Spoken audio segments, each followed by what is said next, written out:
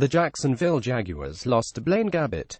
I am required to provide more analysis than that, and I will, but that statement sums up what a disastrous Sunday it was in Arizona. The Jaguars came out of the gate flat, and could not overcome costly mistakes and questionable decisions, as the four-game winning streak goes up in smoke to the Cardinals on a 57-yard field goal with a second left. No matter how you try to examine this game, this was an awful loss, and leaves a bitter taste. Jacksonville was asleep at the wheel the entire first half and put themselves in a 133-hole at halftime. The Jaguars finally woke up in the second half, and even gained a 17-16 lead in the fourth quarter, but back-breaking mistakes and baffling coaching errors led a gut-wrenching defeat on the road.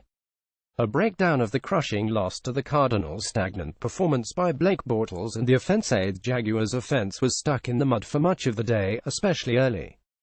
Jacksonville had 4 punts and a fumble in the first half, on the way to just 3 points at half. It was a slightly more productive effort in the second half, but nowhere near the level deserving of a win.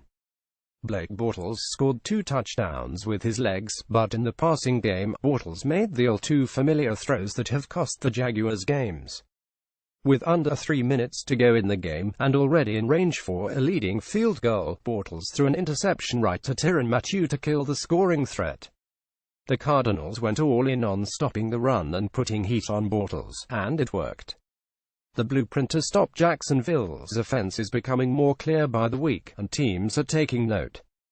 The organization knew what they had with Blake Bortles before the season started, and still decided to roll with him as the starter this year. The loss today wasn't completely on him, but 11 games into the season, it's tough to accept that a special season might be minimized by a lack of a reliable guy behind center. Defense kept it close but made unexpected errors. Defense once again kept the Jaguars in the game, and gave their all given the performance from the offense, but unusual lapses by the unit led to a big day for Blaine Gabbert and the Cardinals' offense.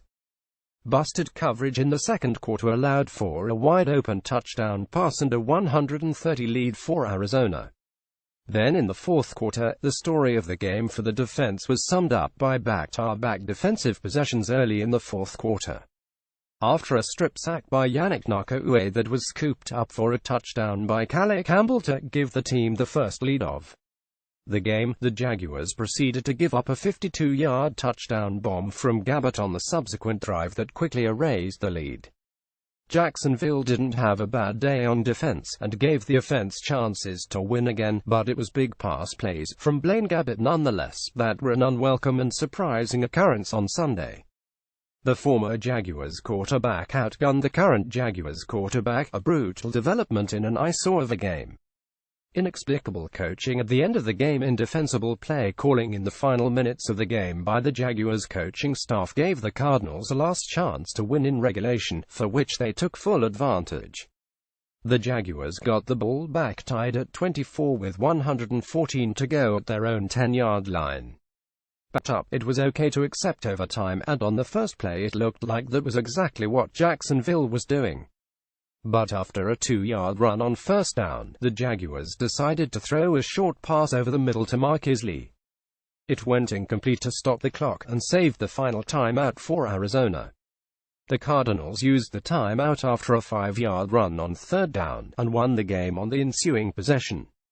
The decision to not run the clock out and head to overtime was a baffling miscalculation, and came back to haunt the team. The Jacksonville Jaguars will look to bounce back next Sunday at home against the Indianapolis Colts. The Colts fell to the Tennessee Titans, and with that, the Titans have regained control in the AFC South. It was an awful defeat to the Cardinals, but the Jaguars still control their own destiny, and need to learn from the loss moving forward.